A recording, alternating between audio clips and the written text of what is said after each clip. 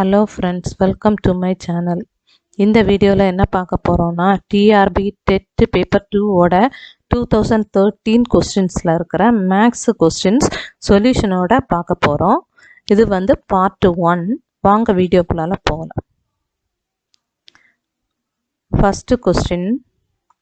A train travels in a straight line track from station A to station B at a speed of 40 km per hour and returns to the station A at a speed of 60 km per hour. The average velocity is option A 0, B 50, C 45, D 55. அதில் answer என்னன்னா, first S டிஸ்பிளேஸ்மெண்ட்னா என்னது?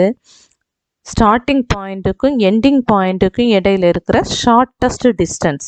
இங்கே ஏ தான் starting point, ஏ தான் ending பாயிண்ட்டும். So ending பாயிண்ட்டும் starting பாயிண்ட்டும் சேமாக இருக்குது. ஸோ அதில் உள்ள ஷார்ட்டஸ்ட் டிஸ்டன்ஸ்னால் 0. ஸோ எஸ்ஸோட வேல்யூ 0. நமக்கு இங்கே ஆவரேஜ் வெலாசிட்டி கேட்டிருக்கு. Velocity formula S by T, displacement by time. S value 0, so 0 by t, 0 by anything 0. So option A, first one தான் answer, correct answer.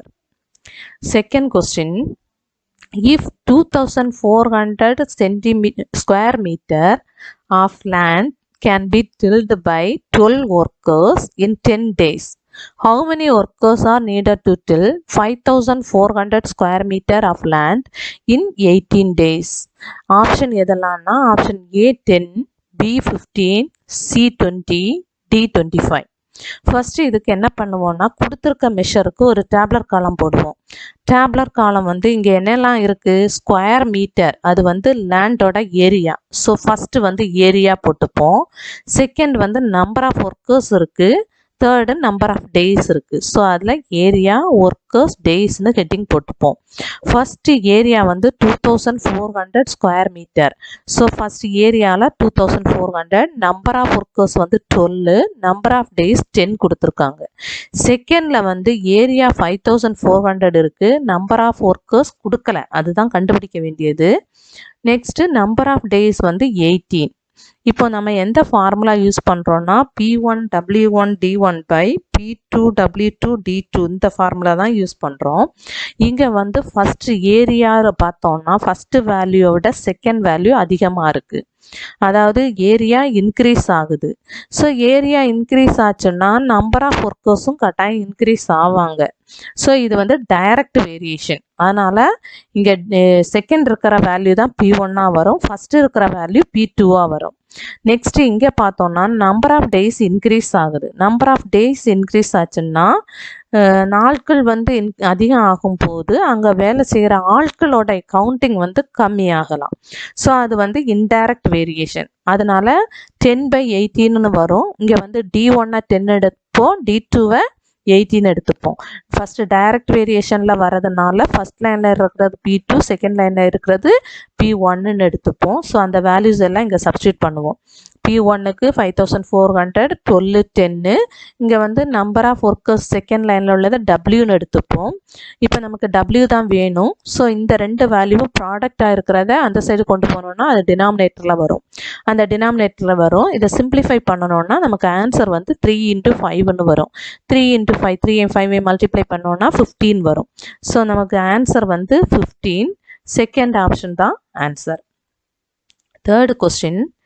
Ashwin deposited ₹200 per month for 5 years in a recurring deposit amount in a post office. If he received ₹13,830, then the rate of interest is option A 4%, option B 5%, option C 6%, option D 7%. First P என்னது? Principal amount, அதாவது அசல் எவ்வளவு போடுறாங்க? Monthly 200 போடுறாங்க. 5 இயர்ஸுக்கு போடுறாங்க. ஒரு இயரில் 12 month. So 1 இயருக்கு அவங்க போடுறது 200 × 12. அது 5 இயர்ஸுக்குன்னா 200 × 12 × 5. ஸோ அமௌண்ட் மல்டிப்ளை பண்ணோன்னா 12,000 வரும். இங்கே நம்பர் ஆஃப் இயர்ஸ் n வந்து மந்தில் இருக்குது. ஏன்னா மந்த்லி தான் அவங்க போடுறாங்க. 5 இயர்ஸாக மந்தாக கன்வெர்ட் பண்ணோன்னா 5 × 12 60 months. அவங்க எவ்வளவு அமௌண்ட் வாங்குறாங்கன்னா 13,830. அதுதான் ஏ. நமக்கு ஆர் கண்டுபிடிக்கணும், ரேட் ஆஃப் இன்ட்ரெஸ்ட் தான் கண்டுபிடிக்கணும். இப்போ ஆர்டியை பொறுத்த வரைக்கும் நம்ம சிம்பிள் இன்ட்ரெஸ்ட் நார்மலாக கண்டுபிடிக்கிறது நம்பர் ஆஃப் இயர்ஸில் தான் கண்டுபிடிப்போம்.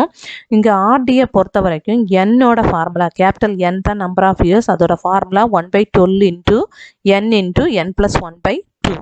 இங்கே n ஸ்மால் n எவ்வளவுன்னா மந்தில் கால்குலேட் பண்ணியிருக்கோம். அது 60.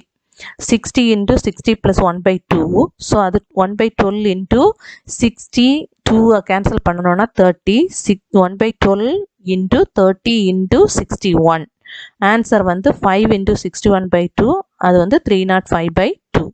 இப்போ அமௌண்ட்டோட ஃபார்முலா ஆர்டியில் வந்து அமௌண்ட்டோட ஃபார்முலா PN + PNR/100.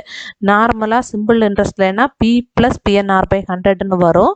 இங்கே வந்து PNன்னு வரும். PN தான் நம்ம ஃபஸ்ட்டில் கண்டுபிடிச்சி வச்சுருக்கோம் 12,000. ஸோ 12,000 அந்த வேல்யூஸை சப்ஸ்டியூட் பண்ணுவோம். இங்கே 13,830 இந்த 12,000 ப்ளஸில் இருக்குது. அங்கே எடுத்தோன்னா மைனஸில் வரும். இதை கேன்சல் பண்ணணுன்னா நமக்கு ஆரோட வேல்யூ 1830/305. அதை கேன்சல் பண்ணணுன்னா ஆரோட வேல்யூ 6ன்னு வரும். ஸோ ரேட் ஆஃப் இன்ட்ரெஸ்ட் வந்து 6%. இந்த ஆர்டி சம் வந்து முன்னால் உள்ள 8th புக்கில் இருந்துச்சு. ஆனால் இப்போ 8th புக்கில் இது இல்லை. அது வரலாமானாலும் if each side of a square is increased by 50%, then by how much percent will its area be increased? Option A 50, option B 100, option C 125, option D 150. இப்போ வந்து ஏரியா ஆஃப் ஸ்கொயர், ஒரு square இருக்குது. So first அந்த ஸ்கொயரோட side ஏன்னு கொடுத்துருக்கு. So அந்த area of square formula A², side square A².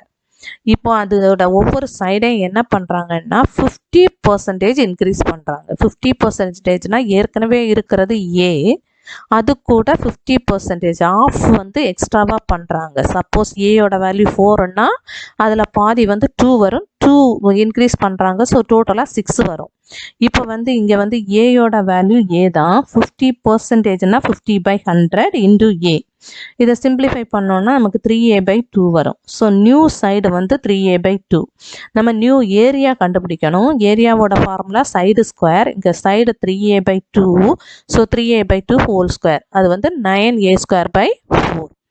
Increase in area, அது எவ்வளவு ஏரியா இன்க்ரீஸ் ஆகிருக்குன்னு பர்சன்டேஜில் கண்டுபிடிக்கணும்.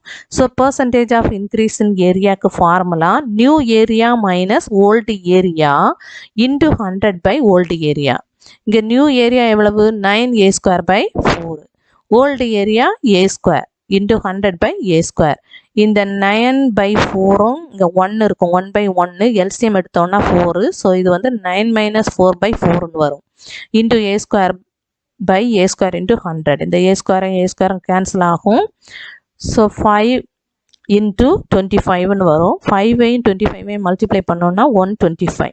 ஸோ 125 தான் ஆன்சர். ஆப்ஷன் சி தான் correct answer. 5th question. The sum of parallel sides of a trapezium is 18 cm and height is 15 cm. Then its area is option A 105 cm², option B 115 cm², option C 125 cm², option D 135 cm². First என்னென்ன கொடுத்துருக்காங்கன்னு பார்ப்போம். Sum of parallel sides.